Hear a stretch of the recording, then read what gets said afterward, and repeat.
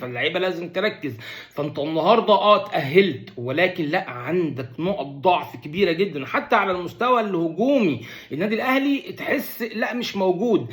هتقول لي النهارده اللعيبه مرهقه، هتقول لي ماتشات كتير، هتقول لا، المفروض الاهلي يبقى مؤهل لكل الكلام ده، ولاعيبه الاهلي يبقوا مؤهلين لكل الكلام ده.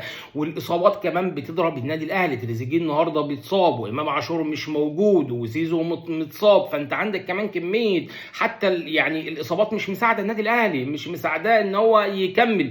بس ولكن لا، انت النهارده محتاج ان انت تدعم الفريق باللعيبه اللي موجوده. ما بقولكش اشتري، خلاص الميركاتو قفل والدنيا زي ما انتم فاهمين، خلاص ما فيش دلوقتي شراء لعيبه، ولكن اللعيبه اللي موجوده جنبك دي لازم تستخدمها. لازم النهارده تشوف حل للتمركز الدفاعي اللي احنا بالنسبه لنا الهجمات اللي جت على الاهلي النهارده هجمات مش مبرره، وتحس ان في سرحان ما بين ياسين مرعي وما بين ياسر ابراهيم، وحتى كمان الاطراف بتاعتك محمد هاني بيحاول الى حد ما ان هو يبقى متوازن